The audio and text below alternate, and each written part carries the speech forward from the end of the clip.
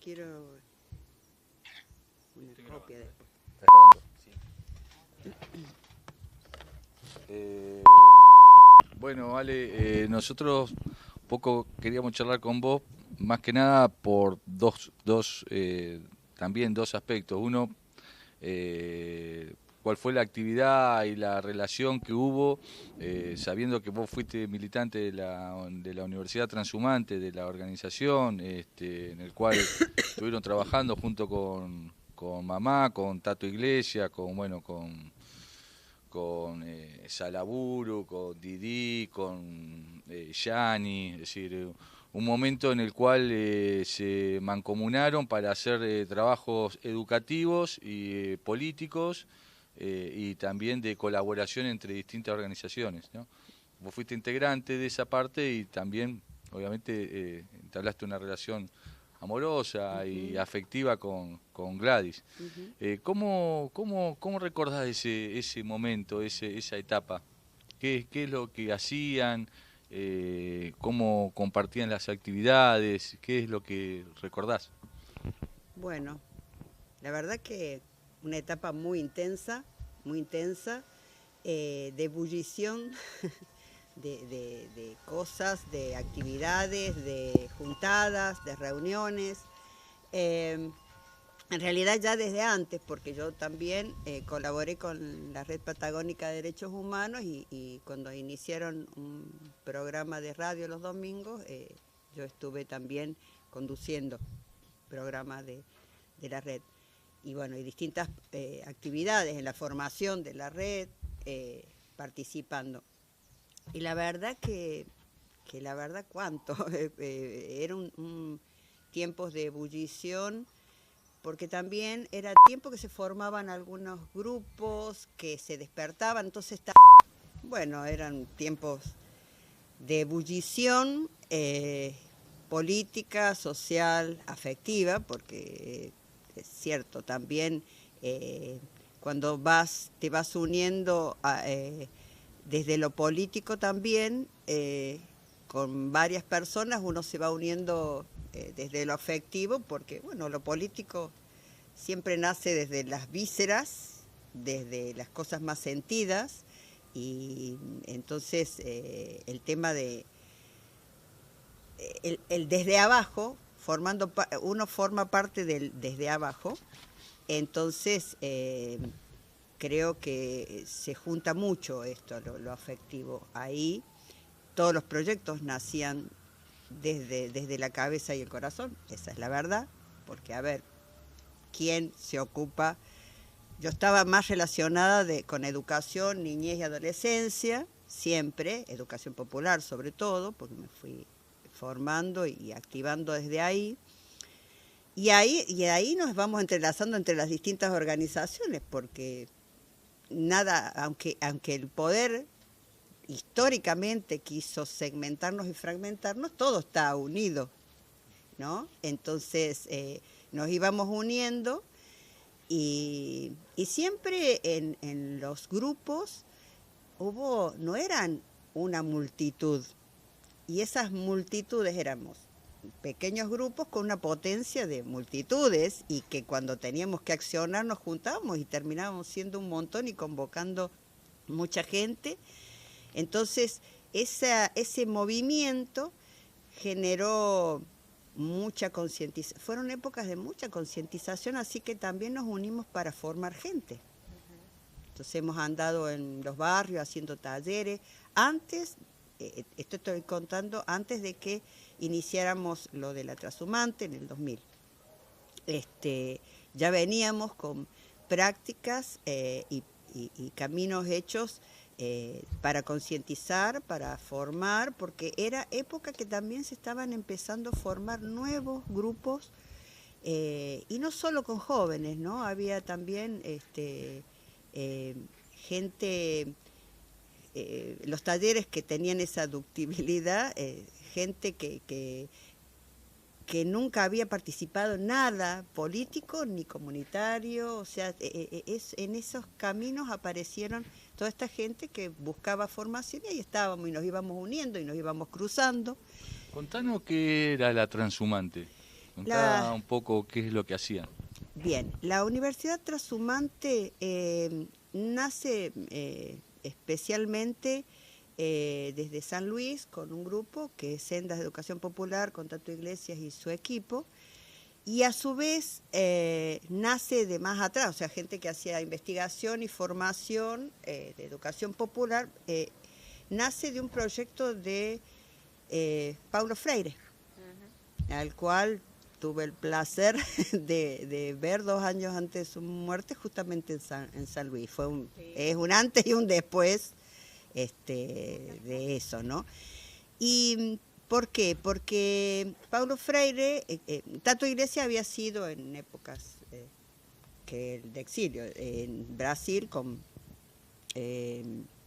había sido colaborador y se fue formando con Paulo Freire, y él, uno de los aspectos que le plantea en esto de las nuevas épocas, de las nuevas caras del neoliberalismo, hablaba de que existía un fatalismo que generaban los espacios de poder, que es que un poco la globalización, antes vos veías quién claramente tenía el poder, el rey, claro. Qué sé yo, y que hoy en día no hay caras, sino que son grupos de poder. Algunas son caras, pero vos sabés que a lo mejor es un títere, es una fachada, es el representante, nada más.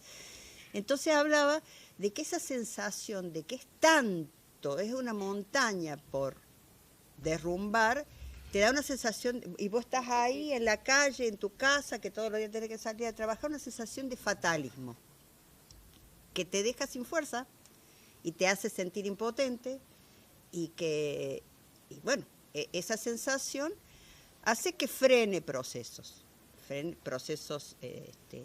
sociales, personales, y que la universidad, que había sido creada para que el pueblo se forme, para que se estudie el ser humano, se había alejado. Y que entonces la universidad tenía que salir a las calles, a las casas, a los pueblos. En un primer momento se habló del nombre nómade, pero no caló eso. Y en el correr del camino se descubrió lo de trashumantes, que es ir tras los mejores humus. Entonces de ahí sale la Universidad Trashumante, y sale en un colectivo viejo. O sea, resumiendo, porque es un poquito más larga, sale en un colectivo viejo que estaba ahí derrumbándose, y lo acondicionan para que sea como una casa rodante que inicia sus giras en el norte. En el 98 creo que era. En el 98 van de pueblo en pueblo haciendo talleres de educación popular con intelectuales, artistas y gente que se quiera sumar. Y una de las características de todo esto era que justamente integrar todo, arte y expresiones corporales, todo, con la intelectualidad, cosa de que no seguir fragmentando. Entonces había veces que los que nos íbamos formando teníamos que formarnos también, no solo para sintetizar, analizar, coordinar, etcétera, etcétera, sino también jugar, bailar, cantar, como que todos podíamos hacer de todo, aunque hubiera artistas acompañándonos, ¿no? O sea, eso fue una de las características. Y bueno, y para el 2000, quienes organizamos la gira trashumante, o sea, del Quirquincho se llamaba el colectivo, fuimos las que iniciamos la Universidad Trashumante acá en el sur, porque de alguna manera Neuquén fue armando talleres un poco más allá de Neuquén. En Neuquén solo en un mes hubo 33 talleres. Y ahí coordinamos con Sainuco los talleres en la cárcel. Yo los talleres en la cárcel, yo no podía ir por cuestiones familiares y personales, pero yo era la que hacíamos otra tarea, de la tarea de sistematización o pensar talleres, revisar. Contanos un poco de eso. Bueno, fue muy potente eso, fue muy potente tanto para los que estaban en la cárcel haciendo los talleres como los que registrábamos, porque el Tato iba con un perro, el perro Nerón, y fue el primer perro que entró a la cárcel y creo que les boicoteó los talleres porque había... No, porque forma parte de las cosas que se registran. Acariciar un perro para muchos fue liberador y fue un objeto de alegría tremendo. Así que, bueno, fueron talleres potentes, interesantísimos por todo lo que salió ahí. Y realmente eso fue gestando nuevas actividades. Y bueno, ahí, por ejemplo, así como de anécdotas más para adentro, y creo que eso también fue, no sé, no me sale la palabra, pero fue metiéndose en nuestra relación con la Gladys, es esto, ¿no?, de aprender cosas de educación popular, ¿no? Porque esto, ¿no?, ella era muy dura y muy tierna. Entonces venía de un tipo de militancia setentista que de alguna manera le daba una dureza que ella quería como aflojar para poder escuchar mejor. Porque esto, ¿no? O sea, había caminos para abrir más el juego y yo, si lo tengo que poner de una forma poética, qué sé yo, es como que ella quería ampliar su corazón. Porque todos conocemos que esa dureza a veces en nuestra intimidad de amistad o qué sé yo, a veces era heavy.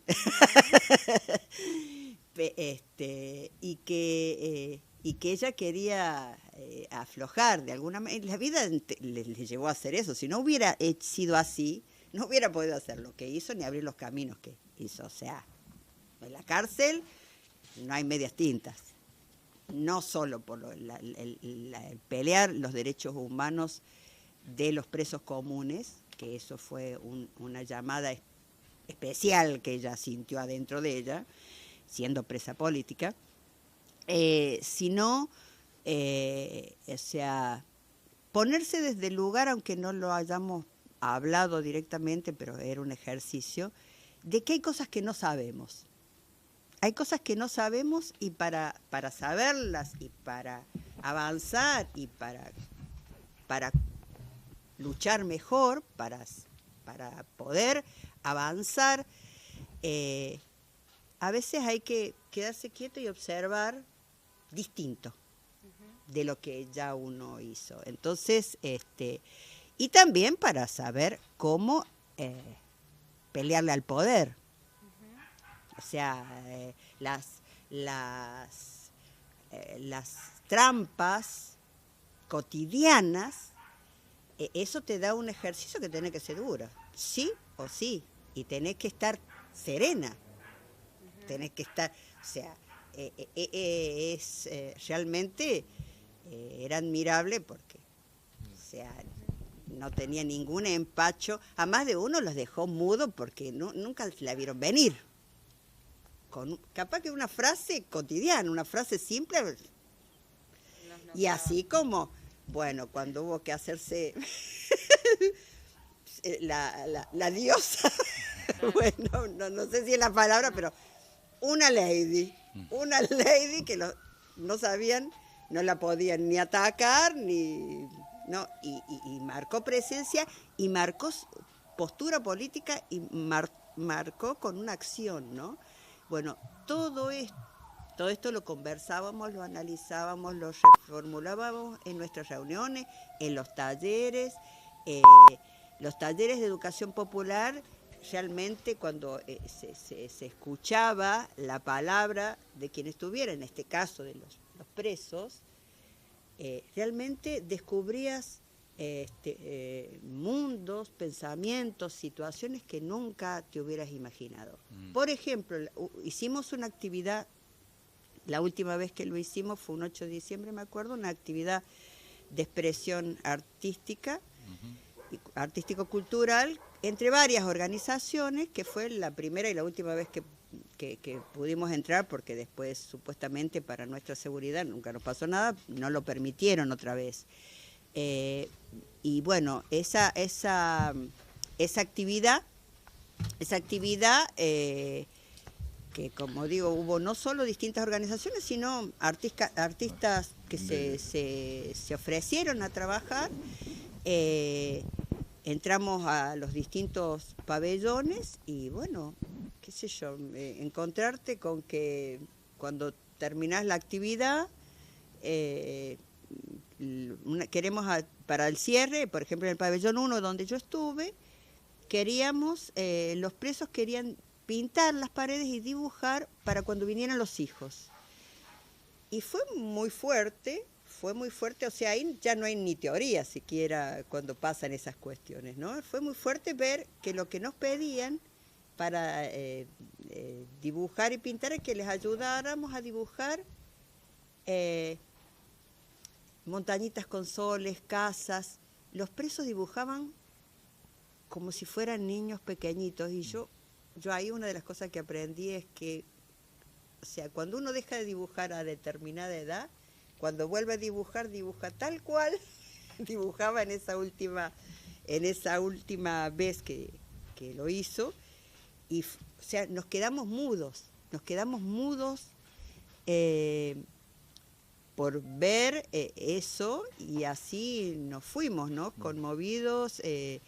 Y bueno, eso que no tiene análisis político para algunos, es potentísimo,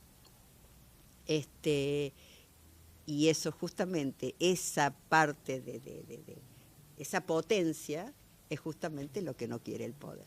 Claro. Por eso nos volvimos, ahí no nos dejaron entrar, por más que digan que era por otra cosa. Claro, Ale, entre las actividades de la Transhumante, una de las actividades que compartimos y que armaste, que fue muy linda, que fue la revista La Savia. Uh-huh. Y a partir de ahí queremos comentarte que a partir de ese trabajo que hiciste de desgrabación, va a ser parte del guión de la Gladys Calle de Libertad, en el cual un poco va describiendo esta parte, y la parte heavy, y la parte amorosa, y la parte luchadora, ¿no? Sí, sí.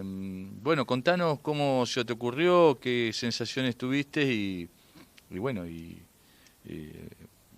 sí. ¿Qué te deja eso, ¿no? Bueno, esa entrevista, historia, bueno, tenía una forma, esa entrevista, muy de práctica así transhumante, porque tenía que ver con la forma de registrar que nos aprendimos a hacer en la transhumante, ¿no?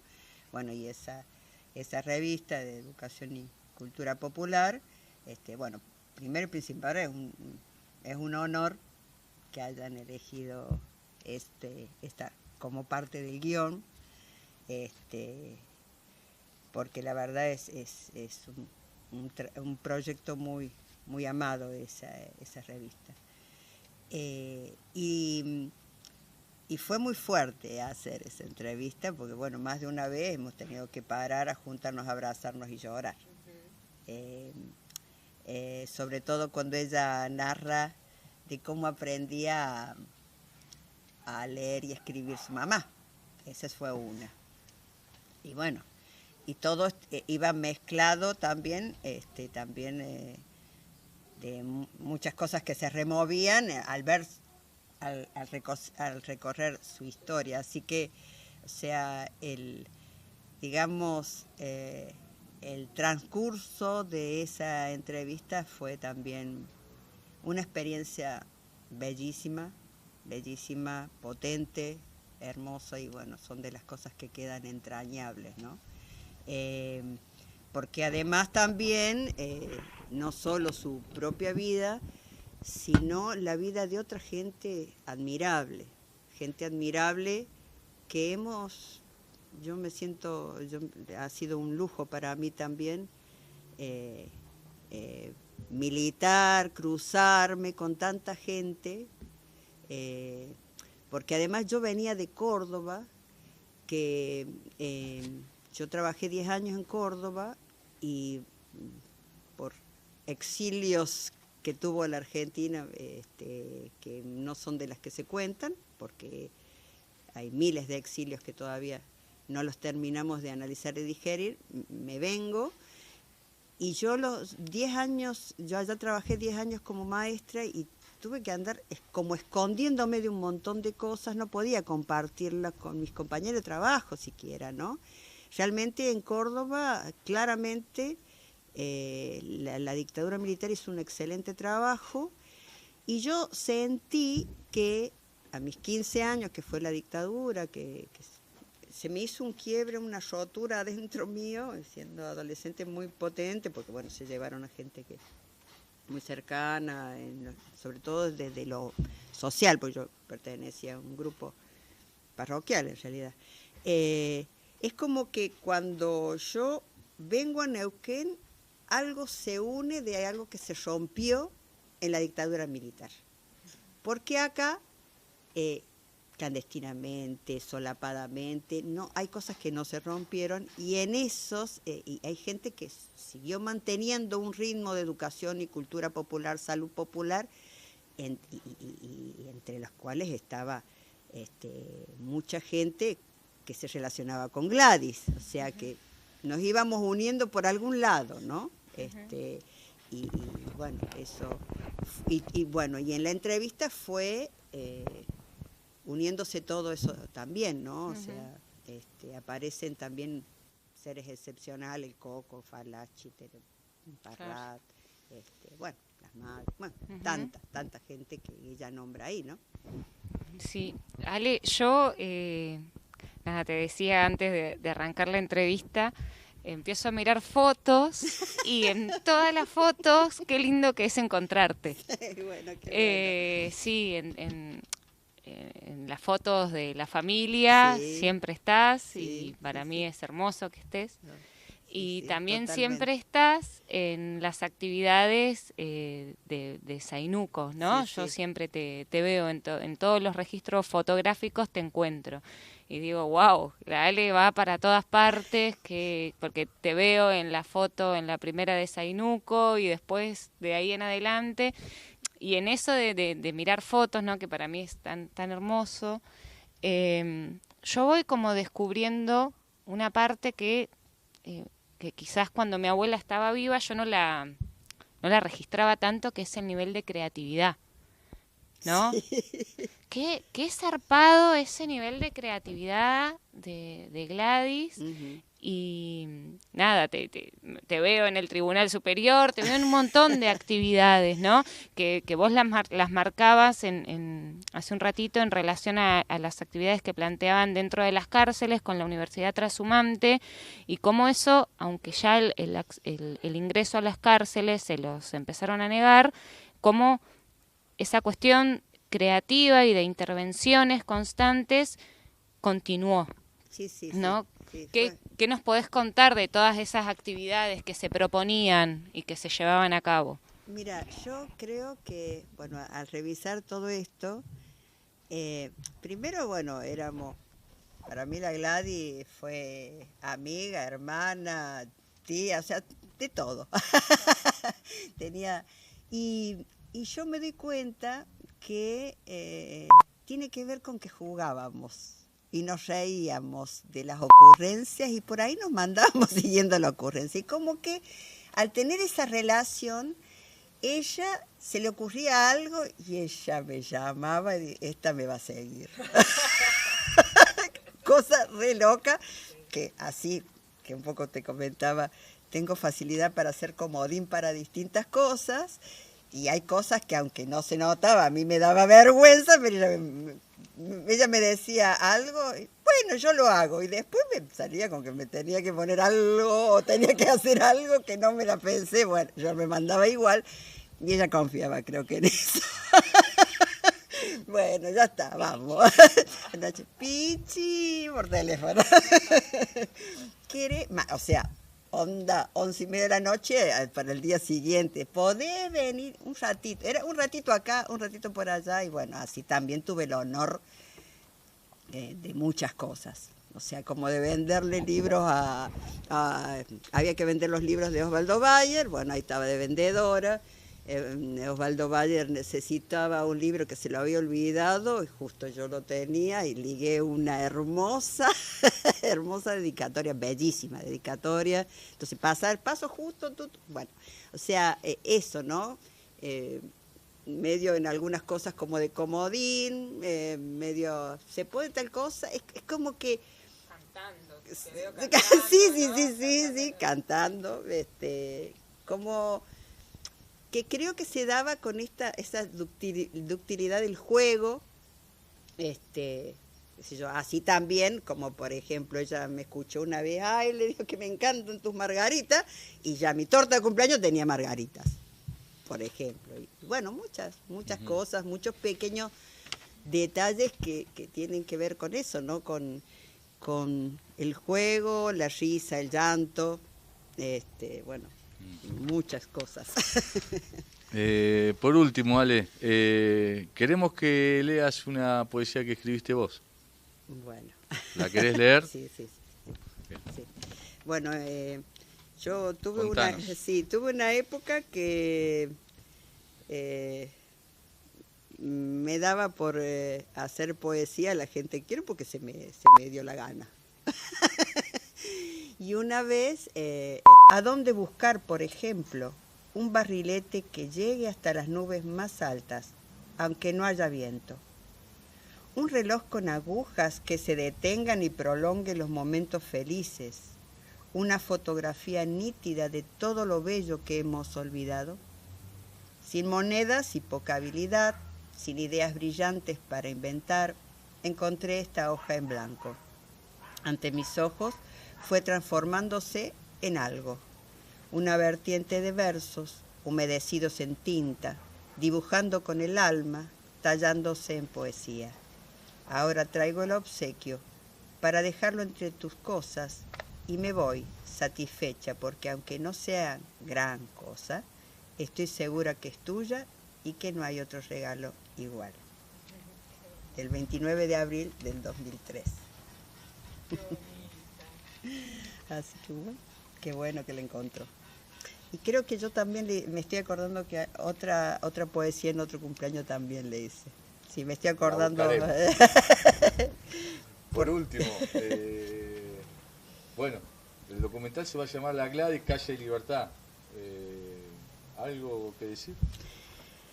Y creo que sintetiza bien, calle, libertad, la Gladys, ¿no? O sea, creo que ahí todos quienes le conocimos y los que la van a conocer, es una buena síntesis de lo que es su vida. Yo siempre me acuerdo que cada tanto decía, y bueno, dice, yo soy militante desde el comienzo de mi pelo hasta el último, hasta la última parte de mi pie, o al último, hasta el dedo de gordo de mi pie, una cosa así. Y bueno, eso fue ella y ese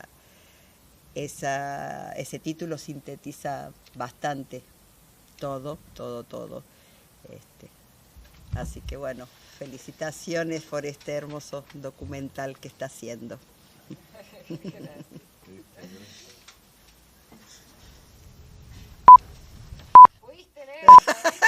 Sí, claro. No, pero cuando me lo encontré.